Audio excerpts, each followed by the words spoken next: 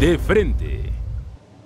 ¿Qué tal? Les saludo con afecto, soy Víctor Hugo Hernández. Bienvenidos a una emisión más de Frente, donde junto con compañeros periodistas del sistema de Mega Noticias tratamos de analizar las problemáticas que enfrenta el país. En esta ocasión, sin duda, la Ley de Seguridad Interior, un tema obligado. Saludo con afecto a mi amigo y compañero Eduardo Serrano desde Durango Capital. Eduardo, ¿qué tal? ¿Qué tal, Víctor Hugo? Te saludo también con mucho afecto aquí desde la fría capital duranguense.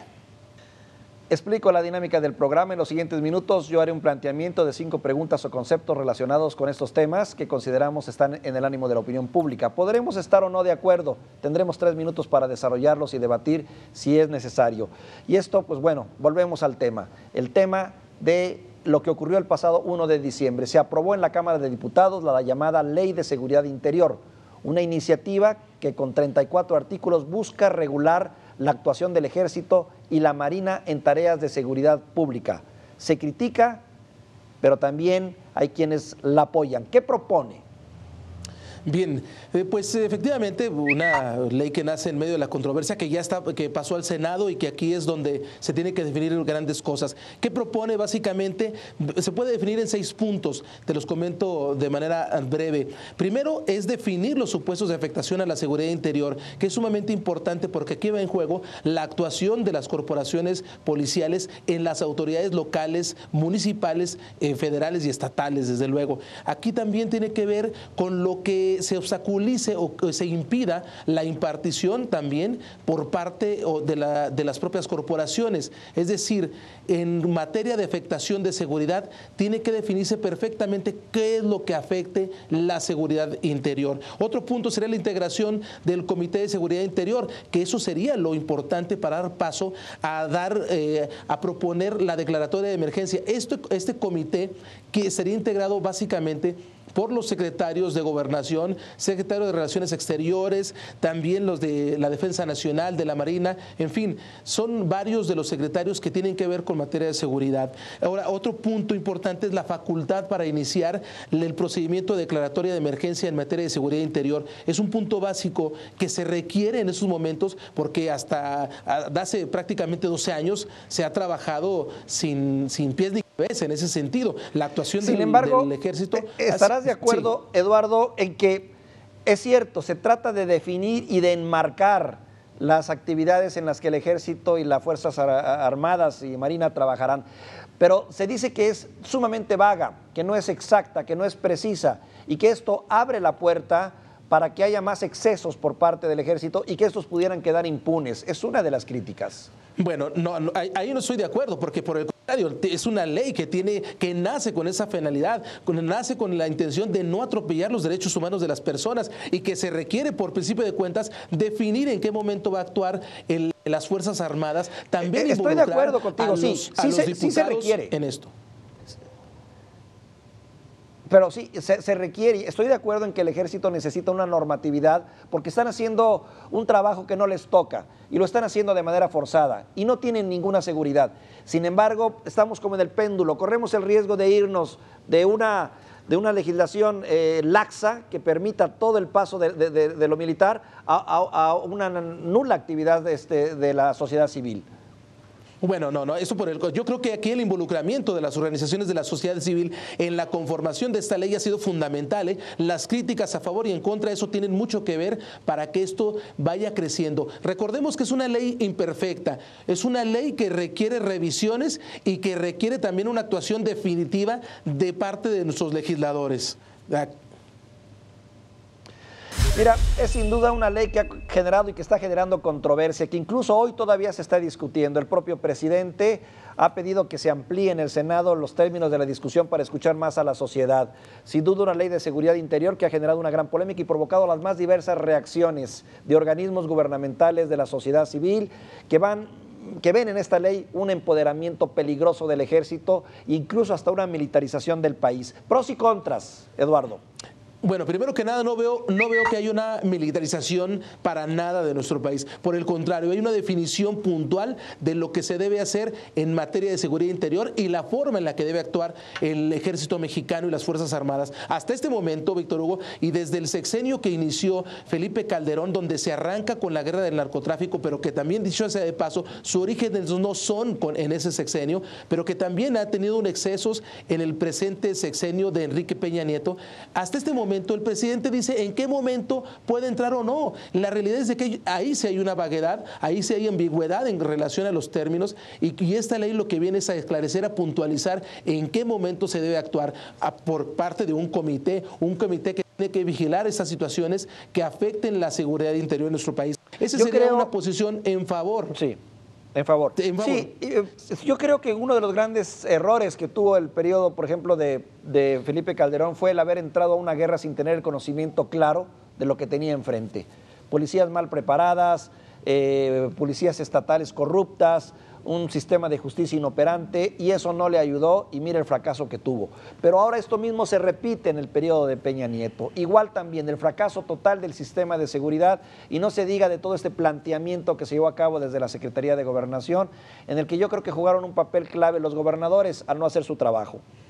Eso es precisamente el principal problema, y lo que estaría en contra en esta ley es efectivamente que no hay certidumbre para la capacitación de las corporaciones policiales locales, de estatales y municipales, Víctor Hugo. Esto significa que mientras haya una ley que puede estar en proceso de perfección, mientras no haya quien la ejerza debidamente, sin atropellos a los derechos humanos, y que todo se lo dejen al ejército mexicano y a las fuerzas, a la Fuerza Armada, esto también pues, definitivamente limita totalmente la actuación de los gobiernos y los hace caer en una responsabilidad fuerte. Hemos visto que hay gobiernos estatales, una actitud muy comodina de gobernadores y de funcionarios menores que prefieren decir, bueno, no puedo, que lo haga el ejército. Que efectivamente, por eso no quieren que el ejército se salga de las calles, quieren que se mantenga ahí. ¿Por qué? Porque sus corporaciones estatales y municipales están operando en total impunidad, están siendo víctimas o están obedeciendo a los intereses inclusive del crimen organizado, y eso lo sabemos todos los mexicanos, no está para nada escondido. Y en contrapartida, un ejército mexicano que, caramba, está sometido a presiones tremendas, porque habría que ponerse en el papel de esos soldados que se pasan semanas, meses lejos de su casa, en la sierra, en las condiciones más infames. Y añádele a eso el miedo que obtienen los mexicanos en los poblados cuando no hay certidumbre de sus propios gobiernos locales, cuando es un combate inclusive entre las autoridades militares y las locales. Así es, leí en días pasados una nota, creo que del periódico Reforma, que narra cómo en Quebec, Canadá, es algo muy normal ver a los niños jugando en la calle, saliendo sin ningún tipo de vigilancia especial, o en Costa Rica, que las mujeres se mueven en taxi de día y de noche sin mayores contratiempos. Eso nosotros lo tuvimos hace algunos años y hoy lo hemos perdido. Eso ya no es completamente anormal. ¿Qué estamos haciendo mal? Por principio de cuentas, lo que hemos estado haciendo mal como mexicanos es cederle el espacio para que todo lo haga el gobierno, que todo lo haga el gobierno federal, el estatal y el municipal. Y la sociedad poco a poco se ha ido haciendo a un lado, con una actuación irresponsable, lo veo, Víctor Hugo, en la medida de que permitimos que todos lo hagan. La corrupción es creciente, la corrupción no solamente es las autoridades, la corrupción también somos los ciudadanos, aquel que da la mordida, aquel que permite que con un moche se evite una multa. Eso es lo que estamos haciendo mal. En esos países en los que hace referencia, Canadá, por ejemplo, hay un alto sentido de la responsabilidad por parte del ciudadano. No se lo dejan a las autoridades. Tiene que ver con educación, entiendo. Tiene que ver con educación. Más allá de la educación es de cultura. Sí, pero debo decirte que también, bueno, la sociedad ha sido víctima en este sentido. No hay que olvidar que la responsabilidad número uno del Estado es la seguridad y la protección. Ahora, en abono a la sociedad, debo decirte, cada vez hay organizaciones no gubernamentales más formadas, más integradas, organismos civiles que han puesto el dedo en la llaga y que piden involucrarse en estos procesos de seguridad. Y bueno, las autoridades no les dan la oportunidad porque creen que lo saben y que lo pueden hacer todo en base a militarización y a fuerza. Por supuesto. Aquí la actuación tiene que ser más puntual por parte de las organizaciones de la sociedad civil. Tiene que ser no solamente de señalar, tiene que concluir este tipo de investigaciones, tiene que incluir con gente en la cárcel, con gente que esté pagando por la corrupción que está generando. Tiene que concluir también con esos exgobernadores, con esos personajes de la política nacional que andan como si nada por el mundo, y lo peor de todo es que no solamente fuera de nuestras fronteras, sino que se pasean como si nada en territorio nacional en total impunidad. Eso ya debe acabar. O sea, las investigaciones que están generando tienen que concluir en personajes señalados para que la sociedad tenga certidumbre ya en las instituciones, en partidos políticos. Es cierto.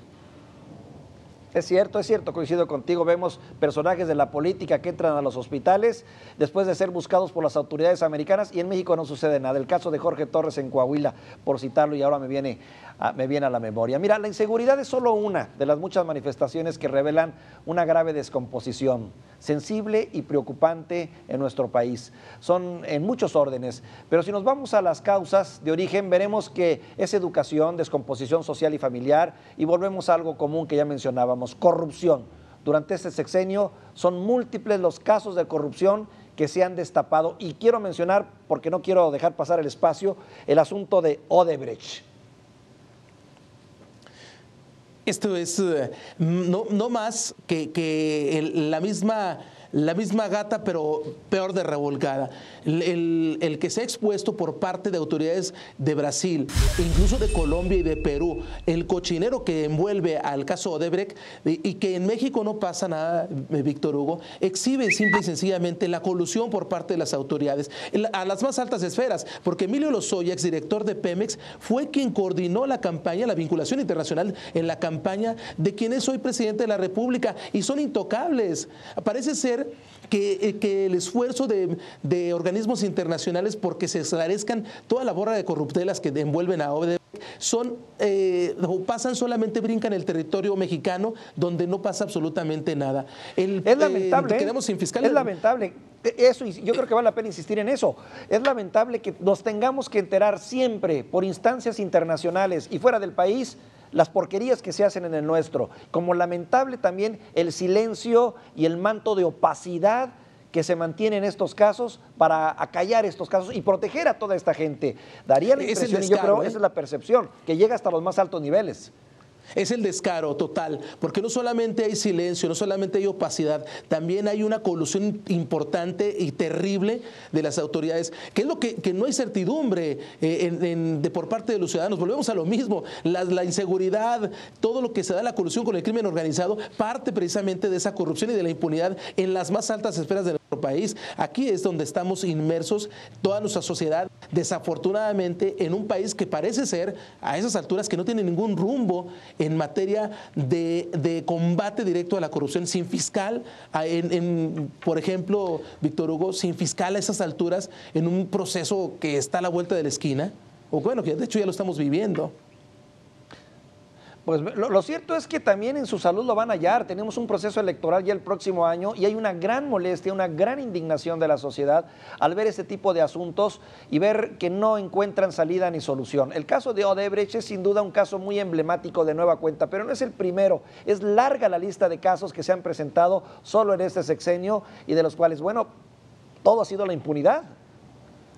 Efectivamente, el caso de Odebrecht ha dejado al descubierto una parte de lo que lamentablemente se vive en nuestro país, algo que se tiene que atender, algo que se tiene que atacar y que tiene que haber gente, insisto, en las cárceles. Hay muchos culpables que están en la calle y hay muchos inocentes que están en las cárceles. Eso es lo preocupante del caso en nuestro país. ¿Qué es lo que estamos haciendo mal? Definitivamente estamos permitiendo que una bola de corruptos sigan manejando los destinos de nuestro país. Y ojo también, Víctor Hugo, también los medios de comunicación, un papel fundamental que tenemos es de comunicar de manera adecuada lo que esté ocurriendo, porque hay muchos que a la sombra del poder ocultan todo lo que está ocurriendo en realidad.